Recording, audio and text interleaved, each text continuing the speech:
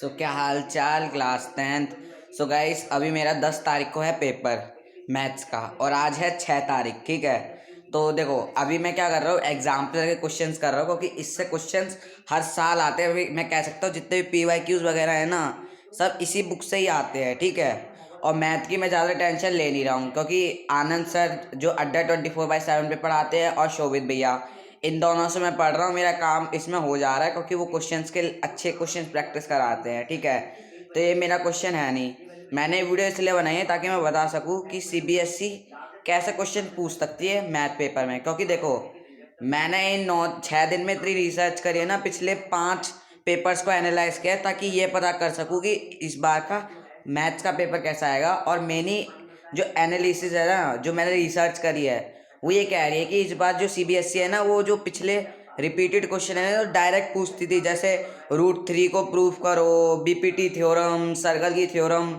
इस बार मेरे को ऐसा लग रहा है कि वो चीज़ें वो CBSE नहीं पूछेगी। इसके पीछे एक कारण है, क्यों? क्योंकि देखो CBSE ने क्या क्या बोला है कि वो कॉम्पिटेंसी बेस्ड क्वेश्चन बढ़ाएगी, यानी कि वो रटने वाला कॉन्सेप्ट को हटा रही है। तो तुम खुद ही बताओ यार, ये √3 को प्रूव करने वाले क्वेश्चंस हो गए, BPT हो गए, ये तो एक तरह के रटने वाले क्वेश्चंस होते हैं कि √3 का पूरा प्रूफ रट के छाप दो।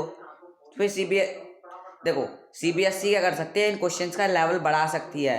वो ये नहीं पूछेगी √3 को इरेशनल प्रूफ करो, वो सीधा बोल देगी कि बताओ भैया ब्रैकेट में √P plus √Q is irrational, या फिर √3 प्लस √2 का होल स्क्वायर इज इरेशनल। समझ पा रहे हो? वो क्वेश्चंस को थोड़ा ट्रिकी बनाएगी, लेकिन डायरेक्ट वाले क्वेश्चंस थोड़े से कम होंगे। ठीक है, तो मैं यही बताने के लिए किया था। और हाँ, मेरे को ऐसा लगता है ना कि CBSE कम से कम 4-5 क्वेश्चन तो इस बुक से देगी। क्यों? पहली बात, ये बुक है NCERT की पब्लिश एग्जाम्पलर। दूसरा, इसमें क्वेश्चंस के लेवल इतने तगड़े हैं ना, हर साल CBSE इसमें से क्वेश्चन पूछ लेती है। तो इस बार तो हो सकता है भाई कि इसमें से ही क्वेश्चंस पूछे। ठीक है, ये मेरी प्रोडिक्शन है कि CBSE इसमें से क्वेश्चन पूछेगी। और जो डायरेक्ट वाले क्वेश्चन है ना, क्योंकि पिछले 5 पेपर्स को मैंने रिसर्च किया है, इसलिए NCERT के सारे एग्जाम्पल्स को करना है। ठीक है, क्योंकि मैंने रिसर्च करा है ना कि वो टॉपिक जिनसे CBSE कभी क्वेश्चन नहीं पूछती ना, SST का पेपर हो गया, उसमें जो रीजनल पार्टीज हो गया, उससे CBSE कभी क्वेश्चन नहीं पूछती थी। ठीक है, साइंस में जैसे प्रेस बायोपिया वाला जो टॉपिक हो गया, इससे हाँ, एक था रेजिस्टिविटी वाला टॉपिक, CBSE ने कभी उससे क्वेश्चन नहीं पूछा।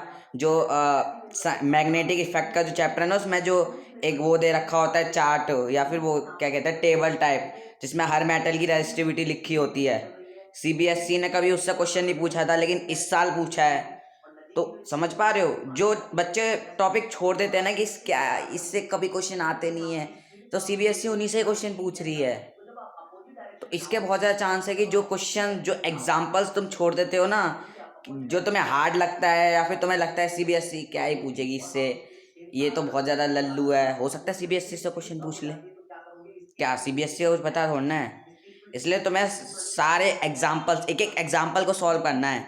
ठीक है, NCERT के एग्जाम्पलर को तो बिल्कुल मतलब घोट लो इसको। इसके ये नहीं कि इसके एक्सरसाइज कर ली बस हो गया, इसके एग्जाम्पल से CBSE ज़्यादा क्वेश्चन पूछती है, एक्सरसाइज से ज़्यादा नहीं पूछती। मैं तुम्हें सच बता रहा हूँ। ठीक है, विश्वास नहीं हो रहा, मेरे पास सबूत भी रखा हुआ है, देखो मैं दिखाई देता हूँ, रुको। जैसे देखो ये वाला क्वेश्चन हो गया। ठीक है,